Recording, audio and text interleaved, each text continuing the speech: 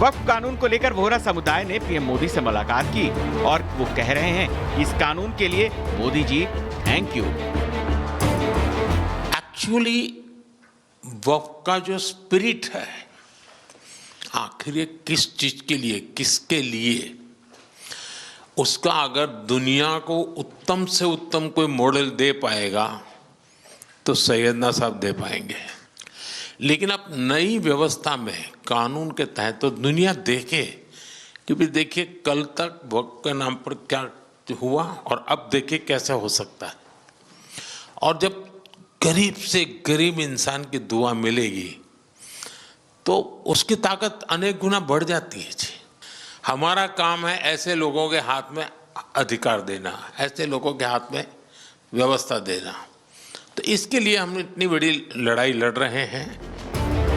वक्फ कानून देश में लागू हो गया है और योगी सरकार इस कानून को लेकर फुल ऑन एक्शन मोड में है। तभी तो इस कानून को लेकर पहली एफआईआर बरेली में दर्ज कर ली गई है। इससे साफ हो गया है कि सरकारी जमीनों को फर्जी तरीके से वक्फ संपत्ति में दर्ज कराकर निजी लाभ लेने के लिए इस्तेमाल में लाया जा रहा था। अब पुलिस इस मामले में गंभीरता से जांच कर रही है और आरोपियों पर कड़ी कार्रवाई करने की तैयारी कर रही है। वक्फ पर नए कानून को लेकर देश भर में सियासत से लेकर सदन और सड़क तक तनातनी जारी है।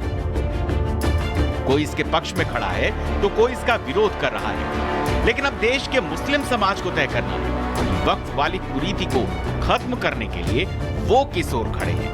Bureau report, Republic Bharat. पर टॉर्चर किया गया, कैसे उन लोगों का घर जला दिया गया, ये सारे चीज पे बात करेंगे गवर्नर के साथ और एनसीडब्ल्यू टीम के साथ, जो हिंदू शरणार्थियां है, सारे हिंदू शरणार्थियां। और इसी के पहले जब गवर्नर मालदा आने के लिए तैयार हो रहे थे, इसी के पहले ममता बनर्जी ने बताई कि अभी गवर्नर को नहीं जाना चाहिए मालदा, लेकिन क्यों? और ये सवाल विपक्ष राजनीतिक दल उठा रहे हैं कि आखिर ममता बनर्जी पुलिस मिनिस्टर के हिसाब से फेलियर है, टोटल फेलियर है। ये छुपाने के लिए ही ममता बनर्जी की ये आखिरी कोशिश थी ताकि गवर्नर और गवर्नर के जैसा कोई भी मालदा या मुर्शिदाबाद आकर जो हिंदू शरणार्थियां है, जो हिंदू पीड़ित है, उन लोगों से मिल ना पाए। तो आपको बता दें, मालदा वही जगह है जहां से मुर्शिदाबाद ने पलायन करने के बाद शरण अपनी खोजी थी। 3 तस्वीरें हम आपको दिखा रहे हैं। राज्यपाल का दौरा, इसके बाद मालदा जा रही एनसीडब्ल्यू की टीम, हालांकि टीम पहुंच चुकी है। एनएचआरसी की टीम मालदा में इस वक्त मौजूद है। तो ये 3 तस्वीरें हम आपको दिखा रहे हैं क्योंकि उन शरणार्थियों से बात की जाएगी जो कि मुर्शिदाबाद से आए हैं, जिनके घरों को जला दिया गया, जिनको परेशान किया गया, जिनको डराने का काम किया गया और मजबूर किया गया। ये सब वही हिंदू हैं जो मुर्शिदाबाद में रह रहे थे, लेकिन अब मालदा पहुंच चुके हैं और मालदा में अब इनसे जाकर एनएचआरसी और एनसीडब्ल्यू की टीम बातचीत करेगी। कुछ सवाल जवाब होंगे, उनसे पूछा जाएगा कि आखिर क्या कुछ हुआ था उस दिन जब दंगे फसाद हुए थे। दरअसल बंगाल में आपको बता दें, वक्फ कानून के नाम पर एक तबके को भड़काने का प्रयास किया गया, जिसके बाद विरोध के रूप में हिंसात्मक कार्रवाई दिखी, दंगा दिखा, कई वाहनों को आग के हवाले किया गया, कई हिंदुओं के घरों को टारगेट किया गया, लोगों को डराया गया, इतना डर गए कि लोगों को अपना सामान, बोरिया बिस्तर लेकर दूसरे जिले में जाके शरण लेनी पड़ी। और वक्फ कानून पर सुनवाई के बाद आज पहला जुमा संवेदनशील इलाकों में है और यही वजह कि जो इंतजाम है वो कड़े कर दिए गए हैं। पिछले जुमे कई जगहों पे प्रदर्शन हुए थे, इसके बाद इस बार जुमे का मौका है, लिहाजा एहतियात के तौर पर यहाँ पे जो संवेदनशील इलाके हैं वहाँ पे सुरक्षा कड़ी कर दी गई है। प्रयास ये किया जा रहा है कि जो शरारती तत्व हैं उस पर नजर रखी जाए और वक्फ कानून के सुनवाई के बाद जिस तरीके से आज पहला जुमा है तो देखना ये होगा कि किस तरीके से यहाँ पे जो मुस्लिम समुदाय के लोग हैं, आपको याद होगा किस तरीके से जुमे की नमाज के बाद पिछले हफ्ते हंगामा हुआ था, बवाल हुआ था, लेकिन इस बार वक्फ पर सुनवाई के बाद ये पहला जुमा है, लिहाजा सुरक्षा के कड़े इंतजाम किए गए हैं। चप्पे चप्पे पर आपको पुलिस बल की मौजूदगी दिखाई दे रही है, यानी कि माहौल खराब ना हो इसका पूरा प्रयास। रिपोर्ट दिखाते हैं आपको, इससे जुड़ेगी।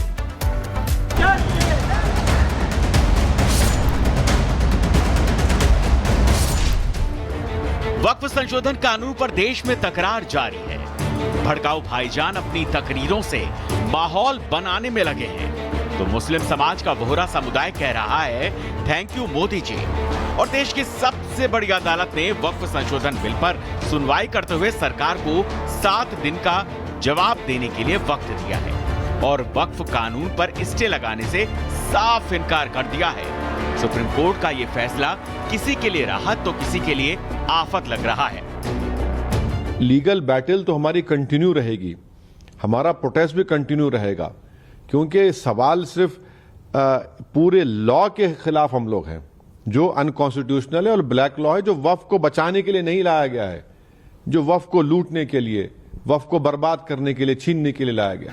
कि जब भी कोई लेजिस्लेशन आता है तो उस पर रोक नहीं लगाई जाती, तो कोई बहुत विशेष बात हो उस पर रोक किसी प्रावधान पर लगा दी जाती है, नहीं तो रोक लगाई नहीं जाती है।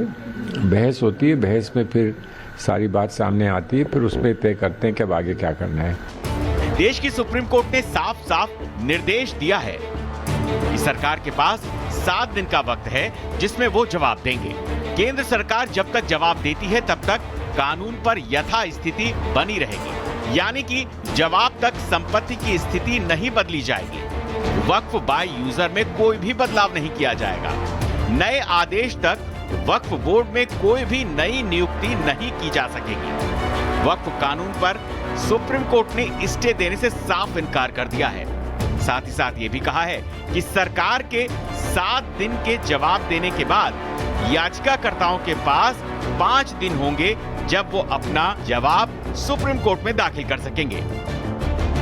सुप्रीम कोर्ट अब इस मामले में 5 मई को अगली सुनवाई करेगा, लेकिन ऐसे में जुमे की नमाज को देखते हुए चप्पे चप्पे पर हाई अलर्ट जारी है।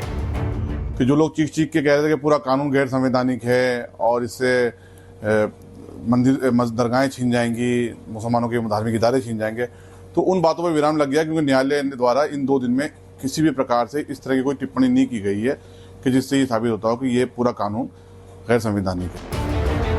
वक्फ कानून को लेकर वोहरा समुदाय ने पीएम मोदी से मुलाकात की और वो कह रहे हैं कि इस कानून के लिए मोदी जी थैंक यू।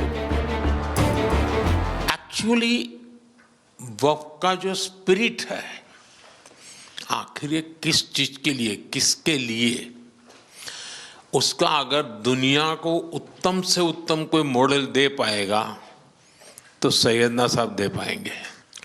लेकिन अब नई व्यवस्था में कानून के तहत तो दुनिया देखे, क्योंकि देखिए कल तक वक्फ के नाम पर क्या हुआ और अब देखिए कैसे हो सकता है। और जब गरीब से गरीब इंसान की दुआ मिलेगी तो उसकी ताकत अनेक गुना बढ़ जाती है जी। हमारा काम है ऐसे लोगों के हाथ में अधिकार देना, ऐसे लोगों के हाथ में व्यवस्था देना। तो इसके लिए हम इतनी बड़ी लड़ाई लड़ रहे हैं। वक्फ कानून देश में लागू हो गया है और योगी सरकार इस कानून को लेकर फुल ऑन एक्शन मोड में है। तभी तो इस कानून को लेकर पहली